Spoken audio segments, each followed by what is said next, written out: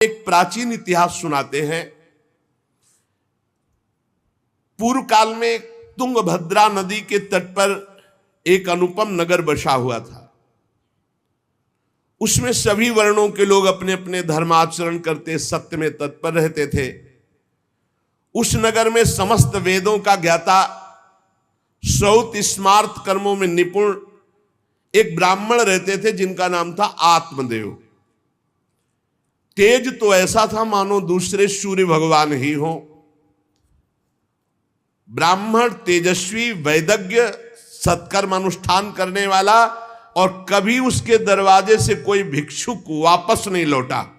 इतना उदार हृदय वाला, देगा ही कुछ न कुछ। पर पूर्व प्रारब्ध के अनुसार उनकी जो पत्नी थी उनका नाम था धुंधुली।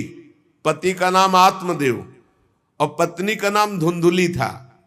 सुंदरी थी, कुलीन थी, पर लड़ाकू स्वभाव था, अपनी बात पे अड़ जाना। अब वो बड़े ज्ञानी थे, वेदज्ञ, वेद के ज्ञाता, इसलिए वो शांत रहते थे। लड़ाई घर में नहीं होती, वो लड़ने वाली ही बात करती थी, पर वो शांत रहते थे। जब घर में नहीं होती तो पड़ोसी से जाके भिड़ना, जरा जरा से कारण में। क्रूर स्वभाव, बकवादी स्वभाव, गृह कार्य में निपुण लेकिन कंजूस और झगड़ालू प्रारब्ध है।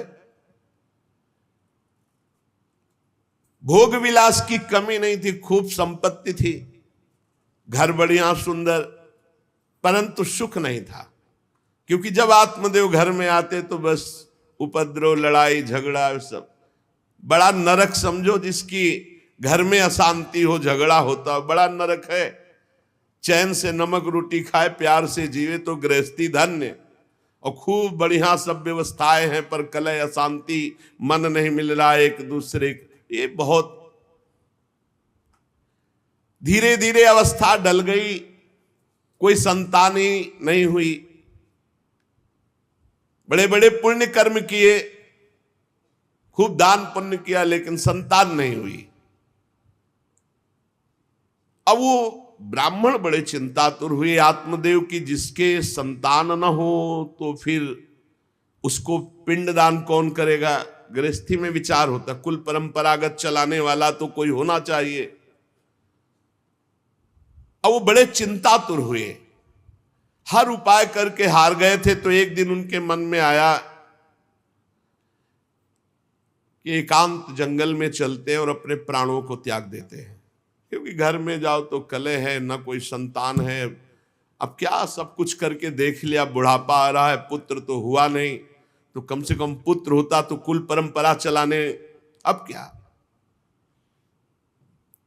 वो ऐसी भावना में थे कि जीवन व्यर्थ है, जंगल को चल दिए। उधर एक सरोवर में प्यास बुझाने के लिए एक महान संत आ रहे थे। जब कोई धर्मात्मा पुरुष दुखी होता है तो भगवान अव्यक्त रूप से संतों से मिला देते हैं। वो सन्यासी महात्मा थे। ब्राह्मण देखा कि वो जब जल पी चुके तो जाके साष्टांग दंडवत किया, शास्त्रों का ज्ञान था, हाथ जोड़कर खड़े हो गए।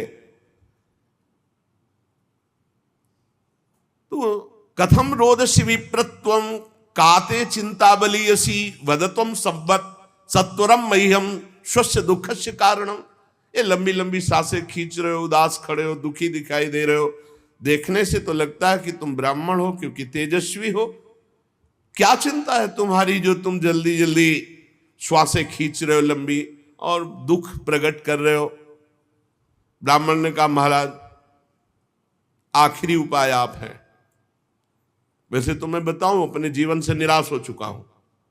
आपको देखा तो आशा बन गई।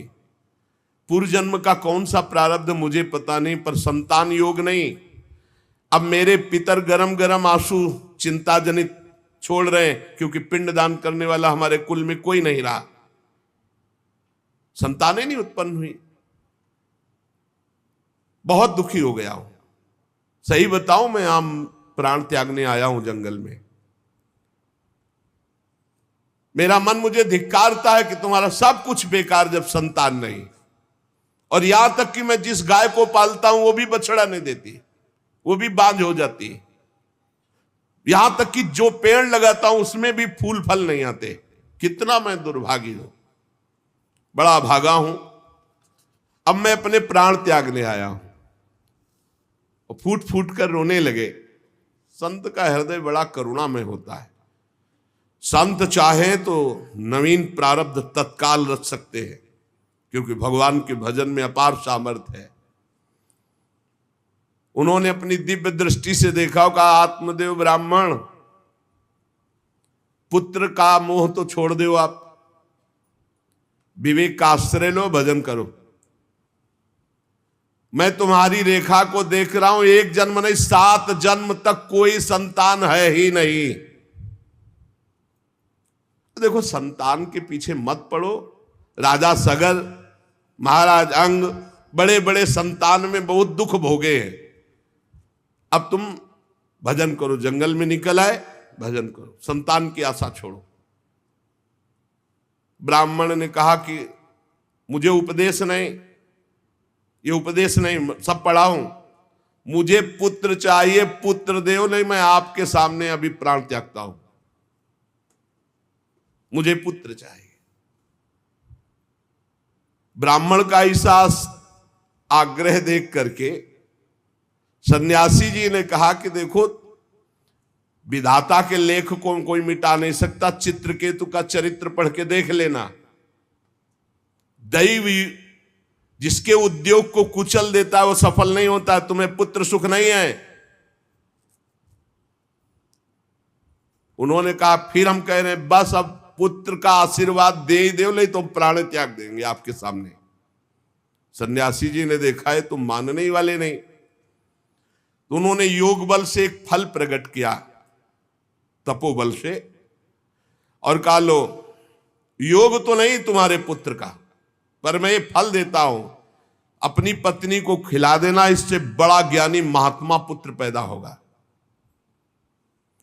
तुम्हारी स्त्री 1 साल तक सत्य, शौच, दया, दान, ब्रह्मचर्य का पालन करे, एक टाइम अन्न खाए, तो और ये फल पाने के बाद 1 वर्ष के बाद ऐसा महापुरुष प्रकट होगा जो तुम्हारा कल्याण भी कर देगा, तुम्हारे पितरों का भी उद्धार कर देगा।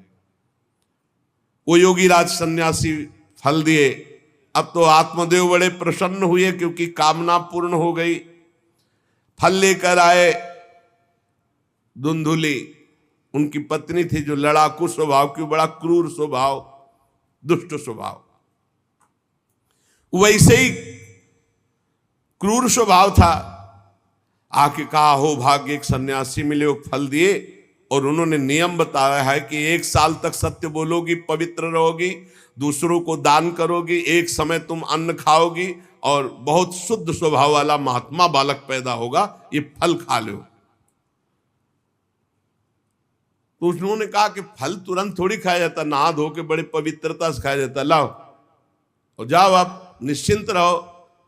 बोलने अगर हमारे सामने पाल, तुम्हें विश्वास नहीं, वो डरते भी थे, घर के बाहर हो गए। अब वो कुटिल स्वभाव की थी, क्रूर स्वभाव की। उन्होंने अपनी बहन को बुलाया और रो रो के कहने लगी कि बहन मुझे बड़ी चिंता हो गई, समस्या आ गई। क्या? बोले पंडित जी जो ये फल लाए हैं, फल से गर्भ रह जाएगा। पहले तो नियम बता गए हैं कि 1 साल तक झूठ नहीं बोलना, पवित्र रहना है, और दूसरों को दान देना, एक समय अन्न खाना है। अब हम तो बड़ी भयभीत हैं कि जब पेट में गर्भ बढ़ेगा तो भोजन कम हो जाएगा, पेट बढ़ेगा तो भोजन कम हो जाएगा। ये तो मैंने कर नहीं सकती, क्योंकि 3 बार तो हमको अच्छा भोजन चाहिए, पंडित जी का 1 बार खाना, ये तो हो नहीं सकता। अच्छा, गर्भ बढ़ा, पेट बढ़ा, खाया पिया जाएगा नहीं, बहुत परेशानी उसमें लगेगी। और कहीं दैववश से अगर डाकू आ गए तो भाग भी नहीं पाऊंगी। चलो डाकू ना आए, कहीं आग लग गई घर में, तब तो हम जल के मरी जाएंगे, क्योंकि गर्भ पेट में, ये तो हमसे नहीं। और फिर गर्भ निकलते समय सुना बहुत कष्ट होता है, ये सब हमसे नहीं होने वाला। देखो, एक क्रूर स्वभाव की नकारात्मक सोच। और कहीं प्रसव काल में गर्भ टेढ़ा हो गया तो हम तो मरी जाएंगे, ये तो हमसे नहीं होगा। और अगर गर्भ हमारा बड़ा होने लगा और घर में ननद आ गई तो सब माल मता समेटती रहेगी, हम तो कुछ लड़ ही नहीं पाएंगी क्योंकि लड़ने लायक नहीं रहेंगी। ये सब विचार करके उसका ये सब हमसे नहीं होने वाला। तो उनकी बहन ने कहा सोच क्यों करती हो। ठीक इसी समय हमें अनुभव हुआ है 2-4 दिन में, इसी महीने में, कि हमारे पेट में है, तुम हमारे पति को धन दे देना और गर्भवती का नाटक करो, और जब हमारे बच्चा होगा हम तुम्हारे यहाँ पहुंचा देंगे और हम अपने यहाँ शोरगुल कर देंगे कि बच्चा मर गया, कौन देखने आता है, और पति को पैसा दे देना। हाँ, ये तो बढ़िया बात रही, बढ़िया विधान बन गया, जैसे को तैसे मिले तो बढ़िया विधान बन गया। तू गर्भवती का नाटक कर आज से कि फल पा लिया और मैं गर्भवती हो गई, मैं अपने बालक को मरा घोषित कर दूंगी, और ये जो फल लाए हैं इसकी परीक्षा के लिए जो गऊ है उसको उपवा दो। जैसा उनकी बहन ने कहा था वैसे ही धुंधुली ने सब कर दिया। देख लो, कहा था स्वामी जी ने तुम्हारे 7 जन्म बालक नहीं, तो देखो बुद्धि कैसी खराब हुई, गाय को पवा दी। अब जब उसकी बहन के पुत्र हुआ तब तक वो कपड़ा पड़ा पेट में लगा के नाटक करती रही होगी कि हमारे गर्भ है। फिर एकदम घोषणा कर दी जब वो पुत्र रातों रात पहुंच गया कि हमारे संतान हो गई। उसके पिता को अच्छा धन दे दिया, वो धुंधुली को ला करके बहन का बेटा दे दिया। आत्मदेव तो बहुत आनंद हो गए, जानी न जाए नारी गति भाई, उनको क्या पता कि घर में क्या रहस्य हुआ। वो तो बहुत सुखी हो गए कि संत भगवान के द्वारा दिए हुए फल से हमारे पुत्र हो गया। बड़ा आनंद, बड़ा उत्सव मनाया, बालक के जात कर्म संस्कार कराए, खूब दान पुण्य किया, मांगलिक कृत्य किए। धुंधुली ने अपने पति से कहा कि पता नहीं क्या कारण मेरे वक्षस्थल में दूध तो है नहीं, और अभी नया बालक है, बिना मां के दूध के जीवित नहीं रहेगा, तो हमारी बहन के बालक हुआ था पधार गया है, उसको बुला लें क्या। अरे उन्होंने कहा बिल्कुल बुलाओ, हम और पैसे देंगे, स्वागत करेंगे, हमारा बच्चा पुष्ट होना चाहिए। बहुत बुद्धि लगाते क्रूर स्वभाव के लोग, कैसा एकदम फिट कर लिया विधान। अब उसको बुला लिया बालक का पालन पोषण करने के लिए पैसे के बाद, और वो असली मां तो वही है ही है। पुत्र की रक्षा के लिए जो जो कहा आत्मदेव ने वो सब स्वीकार कर लिया। 3 महीने इस बालक के व्यतीत होने के बाद, उन्होंने कहा था 1 साल बाद होगा, 3 महीने व्यतीत होने के बाद गौ के बच्चा हुआ मनुष्याकार, केवल कान गौ के, पूरा मनुष्याकार, सर्वांग सुंदर, दिव्य तेजोमय, स्वर्ण की सी कांति, क्योंकि वो योगी के तप का। ब्राह्मण देवता नाच पड़े कि भगवान जब दिए तो कितना आनंद, घर में भी बच्चा और गौ के भी बच्चा ही हुआ। खूब संस्कार करके मंगल दान, बड़े प्रसन्न हैं। सब लोग कहते आत्मदेव का देखो कैसा भाग्य बदला कि घर में भी पुत्र हुआ, गौ के भी पुत्र हुआ, बछड़ा नहीं, केवल कान भर। कैसे आश्चर्य की बात, दिव्य बालक उत्पन्न हुआ। पर इस गुप्त रहस्य का किसी को पता नहीं। आत्मदेव ने देखा कि बालक पूरा मनुष्याकार, केवल कान, गाय के तो नाम रखा गोकर्ण। और धुंधुली ने किसी शास्त्रीय पद्धति से नहीं, अपनी पद्धति से, हमारा नाम धुंधुली तो हमारे लड़के का नाम होगा धुंधकारी, उसका नाम रखा धुंधकारी। कुछ काल व्यतीत हुआ, दोनों जवान होने लगे। गोकर्ण में पूर्ण वैदिक सिद्धांत, धर्म पूर्वक, बड़े ज्ञानी महात्मा, और धुंधकारी पूर्ण दुष्ट। शौचाचार का तो नाम भी नहीं था पवित्रता का धुंधकारी में। खान पान पशुओं वाला, क्रोध नाक में चढ़ा, गंदी वस्तुओं से प्यार करने वाला, बहुत ही गंदा स्वभाव। चोरी बचपन से, द्वेष, पीट देना, लड़ाई करना, ये उसका चलते स्वभाव।